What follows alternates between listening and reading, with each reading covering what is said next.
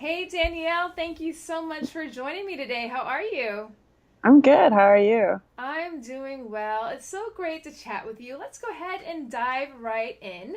Tell me about your business, Studio Moku. Yeah, so Studio Moku is a multidisciplinary design studio, and I help tech startups build apps and websites. So I work with a lot of fintech, so financial tech, and a lot of education. Those are kind of the niches that I've fallen into. And I work with early stage startups who have just gotten funded or are looking to get their next round of funding. Sweet, sweet. So, what would you say is a specific problem that you solve for the people that you serve? Sounds like a lot of people have this problem because everybody wants to get apps and all these kind of things done. So, what's the Yeah. specific problem that you solve? Well, because I'm a business person, so I'm a licensed financial advisor, and like I grew up around business, I think I'm able to take the design and the artistic side and execute it in a business minded way. So it's really helpful for these young startups, whether it's their first company or they're serial entrepreneurs. It's really nice to have someone who can interpret their ideas creatively, but with business in mind. For sure. Now, what made you decide that you were going to be the one to solve this problem? Like, how did you fall into this, or was this something that you decided, hey, like I can, with these experiences that I have, I can help these folks. It's all really organic. Like most things in my life, I'm like kind of always just riding the wave and seeing what comes next. And Mm-hmm. I used to draw and then paint and then got more into photography, worked professionally in that, then kind of got into design, and then I was in business, and people just started calling me. And I always feel like success follows excellence. If you just keep doing what you do really well, then people will kind of come to you. For sure. All right. Well, let's switch gears a little bit and talk more about your experiences as an entrepreneur. Now, you and I met in Buenos Aires and we've hung Yeah. out with a group a couple of times. And I remember you saying that you basically have been an entrepreneur since you were young. And you've had all different kinds of businesses. And like you mentioned, you're a financial advisor, you've got this design studio. So, what would you say overall from your experiences as an entrepreneur was the biggest barrier in mindset that you experienced that limited your success in some way, and how did you overcome it? Yeah, well, I think so. One of my businesses is actually helping people work online and learn how to work online and become freelancers. And a similar barrier that I see my students face, that I often face, is imposter syndrome. And I think a Mm-hmm. lot of entrepreneurs go through that, Yep. especially young entrepreneurs. So I started out when I'm doing very young. And so when you're around a lot of people who might seem older or have seniority in that way, you might definitely feel like an imposter. And so kind of imposter syndrome is something I definitely had to deal with a lot. And how I overcame it, I wouldn't even say I overcame it, but kind of just acknowledge that that's a normal feeling, and to just be okay with feeling that way sometimes, you know? Yeah, no, I think that's right. I mean, I think the statistic says 70% of people experience imposter syndrome, these feelings at some point in time. So, whenever you acknowledge them and you kind of, what is it that you do? Because a lot of people acknowledge them and they feel it, but then they don't do anything. So, Yeah. how do you actually work on, once you go through the acknowledgement phase that this is what you're feeling, how do you still move forward? Yeah, well, I think like acknowledging that your feelings and your fears and insecurities are not necessarily you. And so that you could do through like meditation and Okay. kind of just any mindfulness training, and really just starting to kind of disconnect of all your actions from just the thoughts that are rolling in your head. And so sometimes I see it, like I literally like will see the thought and I'll just kind Right. of like laugh at it, and I'll be like, well, just continue what you're working on. And it's not that it feels great. It still doesn't feel like Right. particularly awesome, but to not feed it, because if you feed into it, then it's going to grow and it's going to become more real. But if you can just like even disconnect for a second and be like, well, that's not me, like, and not put opinion on it, not be like, oh, I'm not an imposter, I am an imposter, not even acknowledge it in that way, but be like, that's just a thought, and I'm going to continue doing what I feel like I need to do. For sure. No, that's good advice. Now, let's talk a little bit about your habits. So, I know you are an avid traveler and you run your business remotely. So, I imagine that as you're doing all of that, you've got to be pretty solid on your habits to make sure that you're able to live your lifestyle in that manner, but also serve your clients effectively. So, are Hmm. there any habits that you have or suite of habits that helps you keep it all together? That's a good. Well, not necessarily. Okay. I kind of have some things that I know, like if if, for example, I have a lot of work, I acknowledge like, okay, I need to be outside a certain amount. And Okay. or like if, I'm getting really, really in the zone on something for like a few days, I'm like, okay, go outside, see your friends, like go out for dinner, be social. And so it's less Okay. of like consistent habits, but more like acknowledging patterns. Okay. So, if I move to a new city and I know I'm alone, I make sure, I don't just dive into my work, that I give myself enough time to, meet new people and be social and get out there. Or like if I'm in a zone with a new project where I have a lot of work, I'm like, okay, you got to go to the gym. So Right. it's just more like I'm always finding balance, but I know that balance doesn't always look the same in different places. No, I think you brought up some very good points, and I like that the things that you do to help keep you on track or focus a lot of times are things not business related, but they're related to sort of kind of keeping Yeah. your mind in a good space, right? So how did you, because I think a lot of times we all get those reminders, those feelings, but sometimes we ignore them. So Hmm. was there anything that you did or experienced to say, oh, actually, I do need to go outside, or I do need to be social, like, or going to the gym is not something that I can afford to cut out if I want to be productive. Was it just always, that these self-care things, are you able to see a clear difference in your work whenever you do this versus whenever you cut those things out?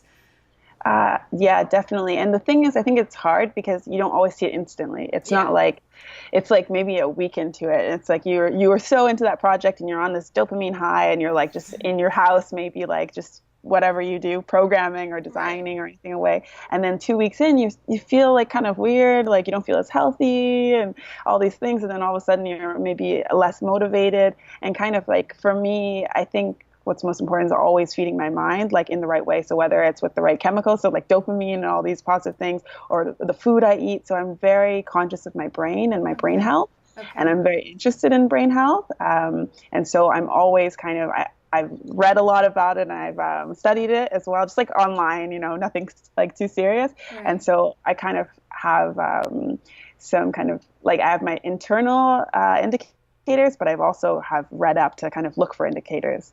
That's super cool. And I agree with you. I know the foods that you eat and has a big impact on your brain health. Is that what made you kind of go down that path exploring it? Did you feel like I want to, like, was it more of a quest to be like your best self in terms of your mental energy?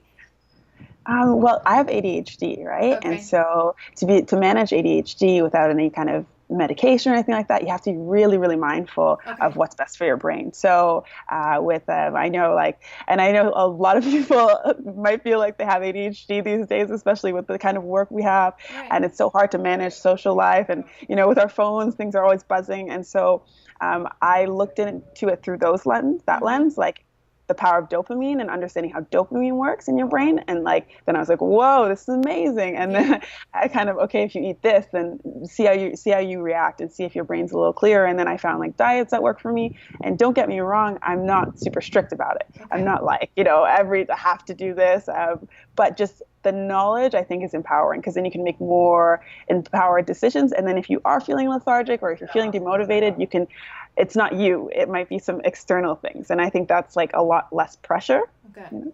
Yeah, no, I think that's a good point. And I kind of goes along the whole theme that from the things that you said around just being self-aware in terms of what it is that you need to be able to perform at your best and, kind of live the life that you want to. So good on you for that. All right, well, let's talk a little bit more about what you do to stay in tune to the needs of your customers. I imagine with your design studio that you've got all these technical things and requirements to stay up on, but also your customers probably know what they want but don't know what they want at the same time, right? So Yeah. what do you do to make sure that you are able to stay in tune to what they need and give them what they need even whenever they might not know what that is yet? Well, I think the first thing, and I always tell especially young designers or any kind of consultants, screening clients is really important, and not screening them just to see if they, like what the business is or anything, but see if it actually works with you. And so I always say, once we're working together, we're married. Like, you're not going to get rid of me. We're together. We're in this deep relationship. And Right. so even before I engage a client, I do a trial week with them. And the trial week is for both of us to see if we work well together, to see if our communication styles work well together. Because I know I can provide a lot of value if I'm working in an environment that works for me. And I know the client can communicate a lot of their great ideas if they're in an environment that works for them. Right. So that's the first thing. Is I think of my clients like we're dating. I'm gonna go on a few like low risk dates first before I jump in, and I think that really helps ensure that we have a good relationship, good communication later down the line. For sure. Now, how long did it take you to work with clients to get to this point that you felt like you needed this screening process? Because I think sometimes people, whenever they're starting to work with clients, they might just kind of take whoever's ready to pay them. But that doesn't always lead to good things, right? So how long did it take you to get to that process? I think maybe like 2 years or so. Right? I've been just doing this for about 6 or 7 years. So within, I remember the moment actually, like when this first client came in, he was a nice person. It didn't feel like, I just had a visceral feeling that this wasn't the person that I need to work with at this moment. Okay. And I wasn't rich or anything like that. I was still a young designer. I was actually in school. And so it would have been very great to take on this client financially, but it was just a visceral feeling. I was like, this person seems great, but they're not, I can see there's going to be issues down the line. And I said no. And I remember they were so shocked. They were like, what? But it was really empowering also to be able to say that and to be able to choose a client that was right for me. And I find as soon as I do that, another client comes along who's a better fit, and vice versa. It's amazing. So. It's amazing how that happens. And I think sometimes entrepreneurs forget that you get to choose your clients and who you work with. And whenever you work with clients who are a good fit for you, you position yourself to do better work for them. Exactly. And I think it's just confidence, and then that's something that develops over time for sure. But I think it's kind of like everyone thinks, okay, when I get here, I can do that. But rather than acknowledging that the journey is the steps to confidence isn't a place, it's a process. And I think acknowledging that can definitely help in choosing the right clients. I love that quote. Confidence is not a place, it's a process. I love it. All right, so let's talk a little bit more about relationships. Like, you're in a very relationship driven, like you said, you are married to your client, you're dating your clients whenever you're involved with them. Overall, when it comes to building your business, whether that's your network, whether that's working with partners, employees, team members, what level of emphasis do you put on relationship building in order to get stuff done? Mm-hmm. Yeah, so I think it's really interesting because I work with a lot of contractors. Like, I'm an outsource queen. Like, I love, and I love because I'm really into efficiency, and I know there's always people who can do it better than me, so I'll send it to them. And it's funny because sometimes they're like, it's so amazing working with you. I love working with you. They're just like so happy. And at first I was just like, maybe it's just this one person or another person, and then I realized this was that it was really different how I work with people, and I work with people like they're my friends. Like, every contractor I have, I work with them like they're my friends, and I'm very sensitive to their position as a contractor because I've been a contractor. Okay. And then with my clients, same thing. Like, I just, if I just try and provide as much transparency and clarity as possible, and just be like I would in a friendship, just trying to just like always have their best interest in mind, always communicate when I can, and it's just like, yeah. And so when you treat it like a friendship, first of all, it's a lot less stressful. You don't think of them like my client's like, no, I would talk to you like I talk to everyone else. Right. And they're very happy because you treat them well. You don't treat them like a number. You treat them like a person. Right. No, I think that makes a big difference. And it's probably exactly why you say your clients and your contract, like all the people that you're surrounding yourself with to run your business, feel that difference in you, because unfortunately, treating people like friends and people and lovely people isn't always so common. Yeah, definitely. Yeah. You mentioned that you are the outsourcing queen. Did that start from the beginning? How did you recognize that this was going to be a way that you were going to be most efficient? Yeah, so again, I think it comes back to the ADHD, right? Okay. It's been kind of like a really, like it's been my superpower actually, because I've had to be oddly more organized because Okay. I have ADHD.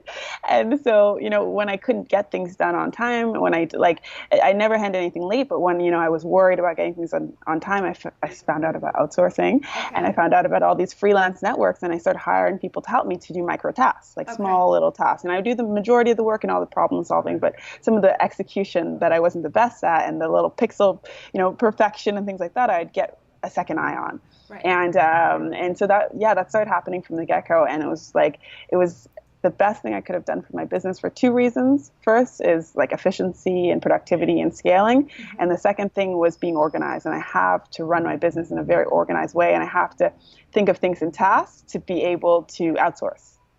Got So it. Got it. No, I think that's a very good point, and it's you brought up other benefits to it that I think a lot of people don't necessarily always think of. So that's cool. What would you say are your three keys to success? um, mindset, perspective, and awareness. Okay. So yeah. So mindset is like, yeah, your disposition to the world, to yourself, everything. It's like that includes confidence and Hmm. self-belief, and perspective is how you decide to see each situation. There's always, if you're always able to take responsibility for situations, I feel like you don't really have problems, like just problems are is what I had this realization the other day that like problems don't really exist. Like, I mean, people have problems, but like they're things that they're situations that you can act upon, right? You can, like, especially in business, like they're not just this like, oh, this client is like they're not the easiest to work with. That's a situation, and Right. it's not a problem. It's just a situation, and you can act on it, right? And I think that's really empowering to be like, there's no like lingering problems. Like, it's just like you just have to act. Right. And so that was really cool. So awareness is like awareness of self, awareness of clients, awareness of just overall needs, and kind of like understanding stakeholders in every situation. For sure. For sure. All right. Well, Danielle, this has been super cool. Sure. Where can people find you? At studiomoku.com.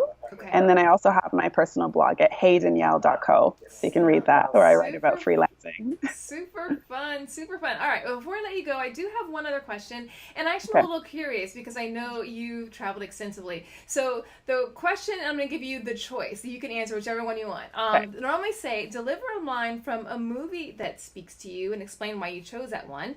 So you can either do that, or you can tell us where is your favorite place in the world, since you've been to all these cool places, and why.